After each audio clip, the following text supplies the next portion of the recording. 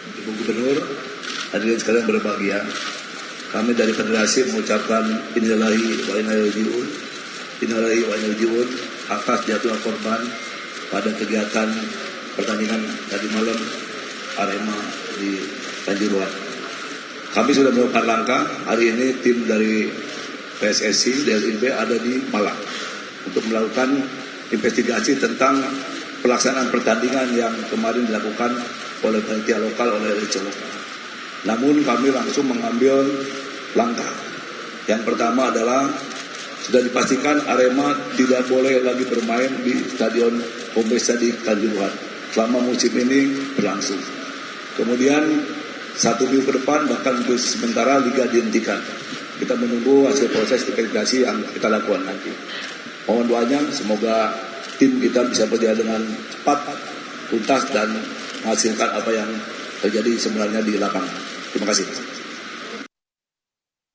Rasanya sampai detik ini saya yakin bukan hanya kami yang ada di studio, tapi Anda pun juga yang menyaksikan di rumah, para supporter juga dari berbagai kesebelasan sepakat bahwa banyak hal yang harus kita pelajari, banyak hal yang harus kita evaluasi dari kejadian, dari insiden pada Sabtu malam di Stadion Kanjuruhan. Salah satunya adalah mungkin saya bisa mengajak Anda semua para supporter untuk kita berkaca dan kita melakukan evaluasi terhadap bagaimana cara kita memberikan support dukungan kepada tim kesayangan kita, termasuk menumbuhkan kesadaran. Kesadaran ini adalah poin yang tadi sempat saya perbincangkan dengan Dr. Danardi sampai kemudian jeda, mungkin akan saya lanjutkan karena tidak mudah untuk menumbuhkan kesadaran di kalangan para supporter. Bukan hanya para supporter, kita tidak akan pernah menyoroti satu sisi saja, tapi di semua sisi. Kesadaran juga harus dibangun oleh itu federasi, kemudian juga dari pihak klub, pihak panitia penyelenggara dari pertandingan. Termasuk juga bagaimana upaya klub ini untuk membantu memberikan kesadaran juga kepada para supporter. Edukasi seperti apa yang harus diberikan dan apakah selama ini klub-klub ini sudah dengan baik, dengan layak, dengan sepatutnya memberikan treatment kepada para supporter yang mendukungnya. Supporter memberikan kontribusi yang begitu besar, menyisakan uangnya untuk membeli tiket, termasuk juga mendukung, memberikan dukungan moral dan dukungan sebisanya kepada para pemain, kepada para klub. Tapi apakah kemudian klub ini sudah memberikan feedback yang tepat kepada para supporter, termasuk saya rasa feedback yang tepat yang diberikan oleh para klub kepada para supporter adalah dengan menjamin keamanan mereka saat mereka masuk, mereka duduk, mereka menikmati pertandingan dan saat mereka keluar stadion mereka kembali ke rumah masing-masing. Sudahkah itu bisa dijamin dengan baik oleh setiap klub? Nah, untuk bisa menyoroti ini juga mungkin Dr. Danardi bisa berikan pandangan untuk bisa membangun kesadaran ini. Apa yang harus dilakukan oleh klub-klub ini? Ya, jadi fanatisme itu memang perlu dibangun. Fanatisme itu adalah bisa semacam kenikmatan ya, bahwa kalau kesebelasan saya menang itu. Tapi bahwa rasanya juga kesebelasan itu perlu mengedukasi kepada para supporternya bahwa bagaimana mengelola ketika kesebelasannya kalah. Bahwa dalam suatu pertandingan itu nggak mungkin menang terus. Kadang-kadang seri, kadang-kadang kalah. Dan ketika kalah bagaimana supporter itu bisa diedukasi, bagaimana mengelola bahwa seseorang itu ada kalanya senang, ada kalanya susah, ada kalanya gembira, ada kalanya kecewa, karena frustrasi. Itulah bahwa kita perlu dikendalikan oleh rasional kita. Jadi artinya bahwa saya sering melihat katakanlah pertandingan internasional bahwa ketika seseorang petenis itu dikalahkan dalam suatu pertandingan, dia memuji lawannya bahwa mainnya bagus, mainnya oke. Suatu saat saya juga akan bisa mengalahkan dia lagi. Yeah. Jadi artinya bahwa di situ tidak menggunakan emosinya. Kecewa iya, tetapi memanage kekecewaan itu dengan malah rasionalnya, memuji lawannya bahwa kali ini lawannya bagus. Katakanlah misalnya saya sebagai supporter Persija, suatu saat Persija juga bisa kalah, tapi bahwa melihat memang Persija mainnya lagi kurang bagus ya, kalau kalah kan biasa itu. Artinya bahwa dalam hidup ini memang perlu belajar. Emosi ini ada kalanya drop, emosi ini ada kalanya kecewa, frustrasi. Tapi kita harus mengelola bahwa tidak harus dengan brutal, tidak harus dengan kemudian adrenalin ini kita lepaskan dalam bentuk perilaku, merusak atau menyakiti orang lain.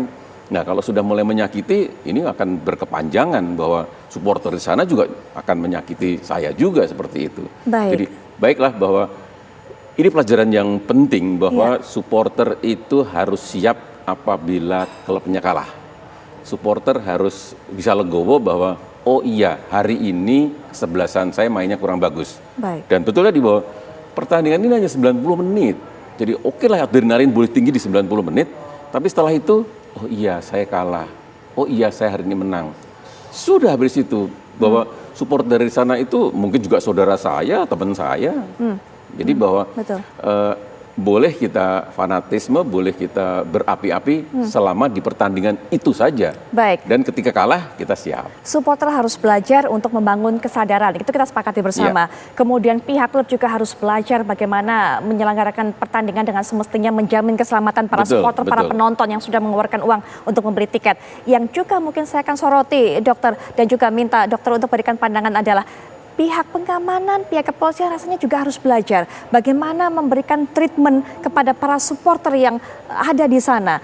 Kala mereka kemudian masuk ke dalam stadion, kala mereka berupaya melakukan atau menunjukkan fanatismenya yang berlebihan, upaya apa yang harus dilakukan oleh kepolisian? Rasanya juga harus belajar. Karena kalau dari video-video yang beredar, dokter, sekali lagi kami tidak ingin mendahului dari hasil investigasi yang memang saat ini masih berjalan. Tapi jujur saja, dari hasil video-video yang selama ini beredar, kita lihat bagaimana pihak aparat kemudian dengan tongkatnya kemudian melakukan pemukulan. Sekali lagi pemirsa, saya hanya bisa atau kami semua hanya bisa tahu dari video yang beredar. Kita tidak tahu apa yang terjadi sesungguhnya di sana. Tapi mungkin dokter punya pandangan mengenai ini, treatment kepada para supporter oleh para personil keamanan.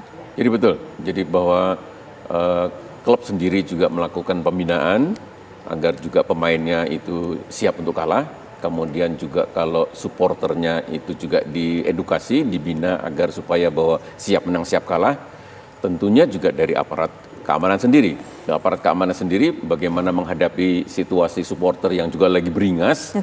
Dia harus punya teknik-teknik yang baik bahwa bukannya represif, bukannya hanya menyakiti, tapi bahwa bagaimana bisa mengendalikan massa.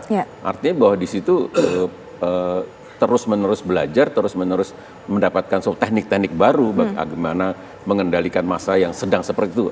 Apakah memang harus dibiarkan, ataukah memang bisa mencegah sebisa mungkin, artinya bahwa harus belajar. Baik dokter. Sebelum nanti kita juga minta pandangan Bung Hadiman mengenai hal ini, tapi kita sudah terhubung dengan narasumber berikutnya yang bergabung melalui daring, yaitu Dr. Bobby Prabowo. Beliau adalah Direktur Utama RSUD Kanjuruhan yang tadi juga mendampingi Pak Kapolri, kemudian Ibu Gubernur Jawa Timur, Pak Menpora juga, dan juga Ketua Umum PSSI tadi memberikan keterangan kepada para pejabat yang datang menjenguk para pasien di RSUD Kanjuruhan. Selamat malam Pak Dokter, Dr. Bobby Prabowo. Ya, selamat malam Mbak Putri Viola. Baik dokter, dari kunjungan tadi apa sebenarnya yang disampaikan oleh dokter kepada Pak Kapolri, kemudian juga dari Menpora dan sebagainya, dan apa tanggapan mereka? Kami karena tadi hanya mendengar suara begitu lirih lamat-lamat sehingga kami tidak bisa mendengar dengan jelas. Iya, selamat malam Mbak Putri Viola. Jadi tadi Bapak Kapolri beserta dengan Bapak Menteri Menpora beserta dengan Ibu Gubernur dan jajarannya ingin tahu bahwa kondisi terakhir di penanganan pasien dan bagaimana cara penanganan mulai dari awal dan kronologis mulai semalam sampai hari ini. Bapak Kapolri sendiri ingin memastikan bahwa apakah sudah tertangani dengan sebaik-baiknya dan melihat langsung kondisi real dari kondisi klinis pasien-pasien korban dari kerusuhan di Stadion Kanjuruhan. Begitu Mbak. Ada jumlahnya berapa dokter hingga saat ini pasien yang masih mendapatkan perawatan? Dari total sebelumnya berapa yang diberikan dari stadion begitu atau diberangkatkan dari stadion hingga malam hari ini adalah Minggu malam pukul 20:37. Hari Minggu berapa jumlah yang masih mendapatkan perawatan di sana? Iya. Mulai dari semalam itu kami tangani total 93 pasien yang kita tangani, dan kemudian yang paling banyak dengan kategori ringan, sedang, dan berat. Dan yang ringan dan sedang ini yang paling banyak. Sehingga dari tata laksana tersebut berkurang mulai dari 93 kami pulangkan dalam kondisi baik, itu sisa 21, kemudian sisa lagi 12, dan saat ini sisa ada 9 pasien yang kami rawat di rumah sakit, dan yang 2 sudah kami pindahkan ke ICU gitu Mbak. 9 ini semuanya adalah berat, menderita luka berat, cedera berat, dokter?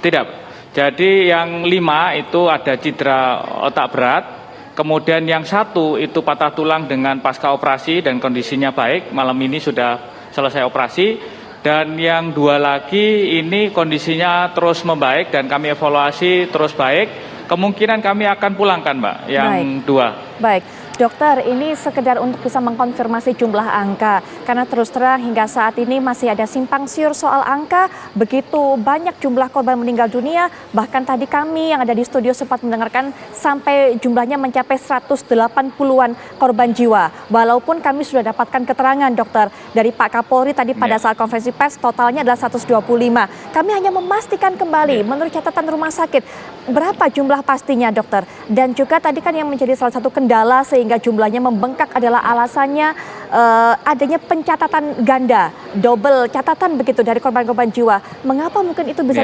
terjadi? Mungkin bisa dijelaskan dokter mengenai hal ini. Iya Mbak. Jadi untuk data sendiri kami pastikan bahwa data di Rumah Sakit Kanjuruhan itu benar. Kemudian untuk data tersebut kami setorkan kepada Dinas Kesehatan Kabupaten dan dilanjutkan ke Dinas Kesehatan Provinsi.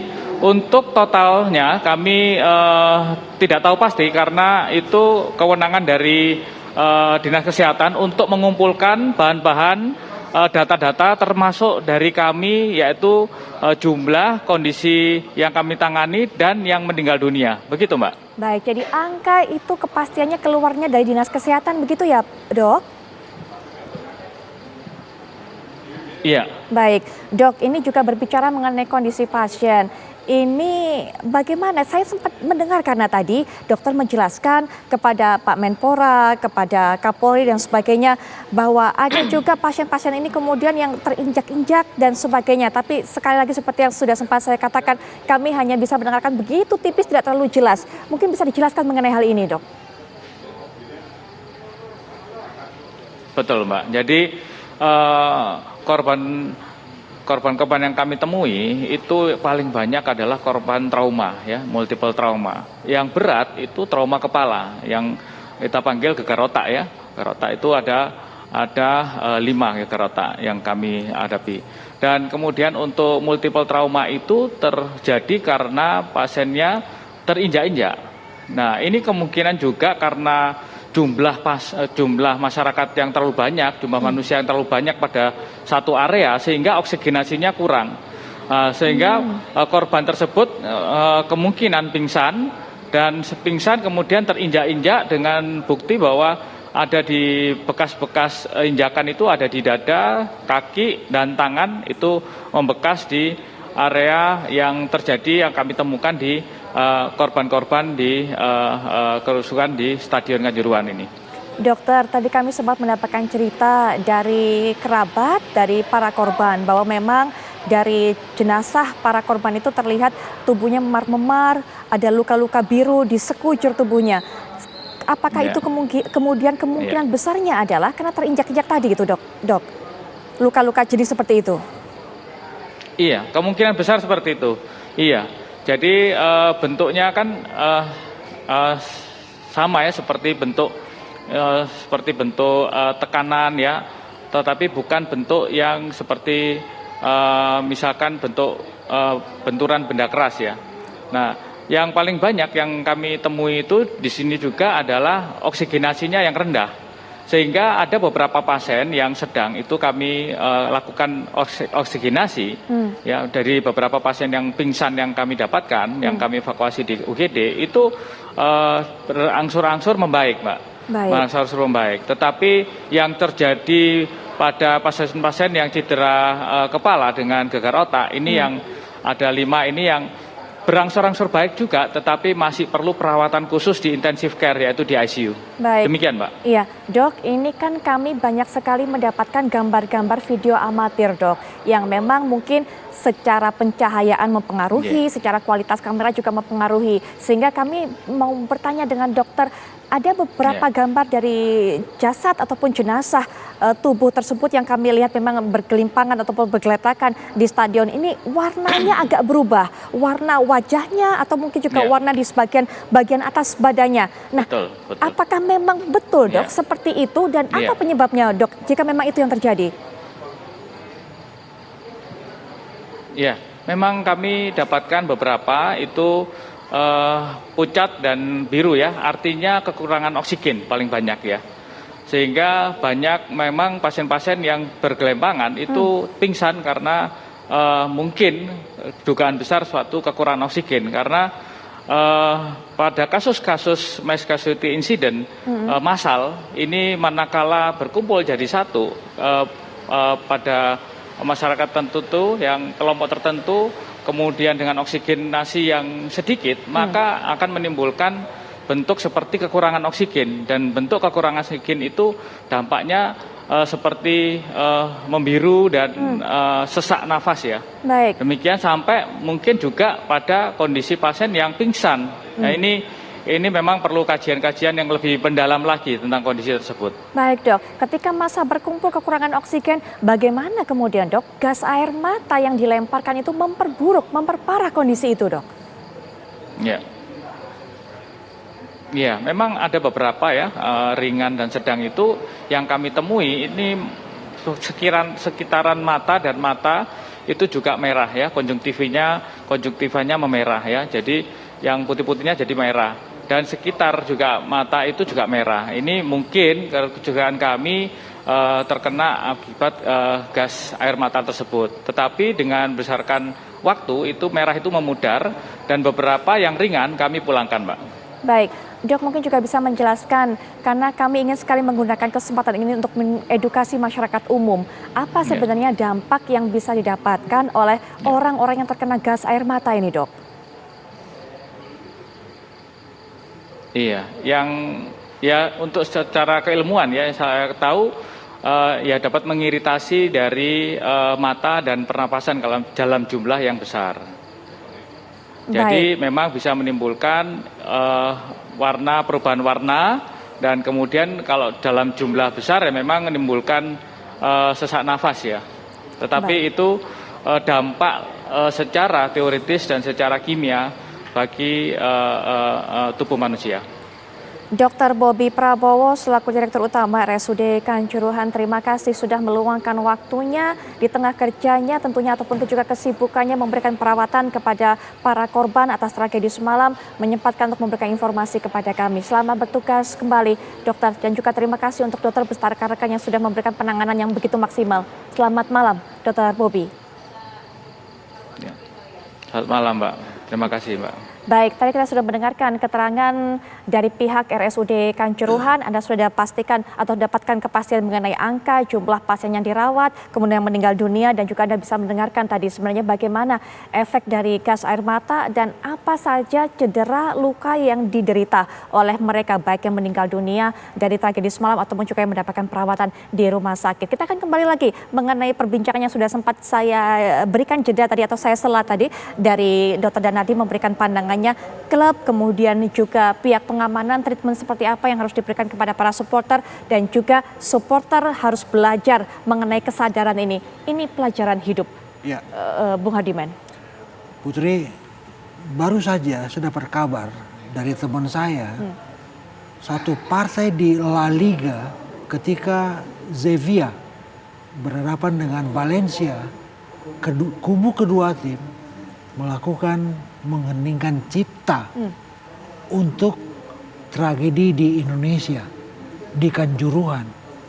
Scoring board itu ada bendera merah putih, ada pita.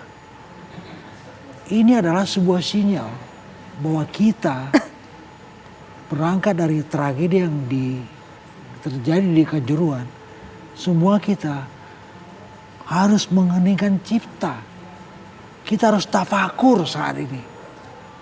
Kita harus mengenang kejadian-kejadian yang tidak seharusnya terjadi, ya. Dan kita melihat bagaimana semua drama kemanusiaan tidak harus terulang lagi. Ya.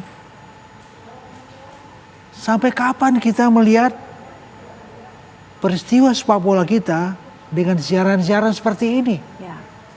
Memilukan. Sampai kapan Putri mewawancari orang-orang yang dramanya itu adalah berangkat dari kesedihan? Ya. Sampai kapan? Saya mau sepak bola kita, come on, kita bicara prestasi. Bagaimana timnas kita, wow. Bagaimana liga kita, wow. Itu baru menarik.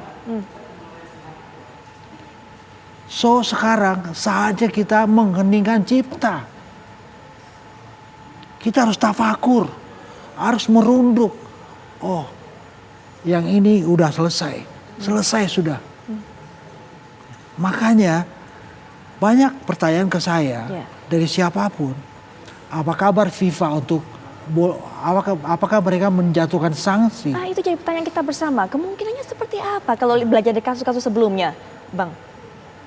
Hillsborough, ya, markas dari Sheffield Wednesday yang menjadi tuan rumah untuk duel di semifinal Piala FA ketika Liverpool berhadapan dengan Nottingham Forest.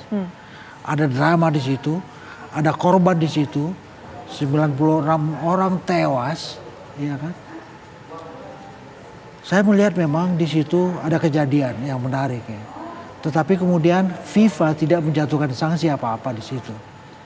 Ya. Kenapa? Heysel 1985 juga Liverpool ketika hooligan mereka bentrok dengan fans dari Juventus di Heysel di Brussel di Belgia. Saat itu FIFA menjatuhkan sanksi, tapi hanya untuk klub. Semua klub-klub Liga Inggris, ya, itu tidak boleh beredar di atmosfer internasional selama 5 tahun, kecuali Liverpool 6 tahun. Tapi setelah itu mereka kembali bangkit. Tragedi di Kanjuruhan boleh jadi itu dapat atensi yang sangat khusus dari FIFA. Tapi saya berharap federasi kita tidak dijatuhin sanksi. Saya berharap status kita sebagai host untuk Piala Dunia Under 20 tahun depan tetap tidak dicabut oleh FIFA. Saya berharap, meskipun feeling saya berkata lain, tapi saya berharap kompetisi kita tetap jalan, ya, dengan sanksi minimal seperti apa yang diungkap oleh ketum kita, bahwa Arema tidak boleh menjadi tuan rumah paling tidak sepanjang sisa laga mereka musim ini. Itu harapan. Saya mau sepak bola kita yang sekarang lagi naik daun, ya, itu tetap terjaga auranya. Timnas kita lagi bagus-bagusnya. Itu harapan saya. Hari ini hari libur, Minggu. FIFA mungkin belum berkantor. Besok mereka boleh jadi akan membicarakan khusus soal tragedi Kanjuruhan. Boleh jadi besok ada keluar keputusan. Tapi harapan saya seperti yang tadi itu. Baik, Bung Hadiman, mungkin juga bisa berikan pandangan mengenai tadi Ketum PSSI sudah mengatakan bahwa Arema dilarang main kandang di Stadion Kanjuruhan ini sampai hingga akhir musim. Bagaimana Anda menilai hal ini? Ya, itu memang terlalu dini mungkin ya apa yang diharapkan oleh Ketua Umum PSSI kita, ya, bahwa sebetulnya fokus kita adalah bagaimana kita mencari akar persoalan dari tragedi Kanjuruhan. Bahwa kemudian Arema tidak boleh menjadi tuan rumah untuk setiap laga-laga home mereka. Yes, itu pasti itu. Nggak mungkin. Menangis kita melihat video-video bagaimana deretan ambulan ya, itu mewarnai kota Malang. Menangis kita melihat bagaimana sisa-sisa kerusuhan di seputar Kanjuruhan videonya itu bertaburan di banyak media. Ya. Menangis kita. Tapi ada yang lebih sahih dibanding itu. Come on. Cari investigasi kerusuhan di Malang. Apa sih akar persoalannya? Ya, itu yang kita nantikan. Itu yang kita nantikan. Gitu. Baik, kita harapkan ada keseriusan, Ya. sebuah tindak lanjut berarti dari apa yang disampaikan tadi oleh Pak Kapolri, Ya. bahwa akan ada investigasi dan tentunya yang pasti juga bukan hanya sekedar investigasi, tapi adalah kelanjutannya akan dibuka kepada masyarakat. Itu, Bung Hadimen, sehingga masyarakat juga belajar, pengelola klub juga akan belajar, dan juga panitia-panitia pelaksana dari berbagai kegiatan pertandingan lainnya juga harus belajar. Mungkin terakhir penutup dari atau juga ada pesan mengenai hal ini dari Dr. Danardi. Iya, suatu pengalaman, apalagi pengalaman buruk, itu harus menjadi batu loncatan. Pengalaman buruk itu harus menjadi pelajaran bagi kita semua. Bukan hanya soal kerusuhan ini saja, amuk masa ini saja, bahwa suatu pertandingan itu kita harus siap kalah. Itu sebagai suatu pelajaran bagi kita semua hidup, bahwa hidup ini ada kalanya kita juga kalah, ada kalanya kita kecewa. Kalau kita sudah bisa pernah kecewa dan bangkit lagi, itulah yang kuat, itulah matang. Baik, Dr. Danardi, terima kasih untuk waktunya sudah memberikan pandangan dan masukannya, berarti sekali untuk kita semua. Bang Hardiman, terima kasih sudah berbagi pandangan, penilaian, termasuk pengalaman Bung Hardiman tentunya. Dan semoga apa yang kami perbincangkan malam hari ini tidak hanya berhenti di sini, tidak hanya sekedar Anda saksikan, tapi juga apapun peranan Anda dalam industri sepak bola, mungkin bisa menerapkan. Entah Anda sebagai supporter, entah Anda sebagai panitia pelaksana ataupun penggelar pertandingan, atau Anda sebagai bagian dari klub dan juga federasi, kita harapkan diskusi kita ini bisa membawa manfaat. Itu yang kita harapkan bersama, sehingga yang kita harapkan, saya, Dr. Danardi, dan juga Bung Hardiman, ini yang terakhir kali kita duduk bersama untuk membicarakan mengenai hal yang duka. Soal sepak bola Indonesia, itu yang kita harapkan. Sekali lagi terima kasih Bung Hardiman, Dr. Danardi, terima kasih. Selamat malam. Dan pemirsa, Breaking News masih akan kembali sesaat lagi tentunya dengan rekan saya Yohana, tapi setelah jeda karena masih akan ada perkembangan-perkembangan berita lainnya mengenai tragedi di Stadion Kanjuruhan ini. Dan saya Putri Viola pamit, sebagai penutup kembali lagi saya menyampaikan bela sungkawa, rasa duka yang begitu mendalam, empati kepada keluarga yang ditinggalkan oleh mereka, anak, suami, ibu, ponakan, cucu dan sebagainya yang berangkat menuju Stadion Kanjuruhan hanya untuk mengantar nyawa. Selamat malam.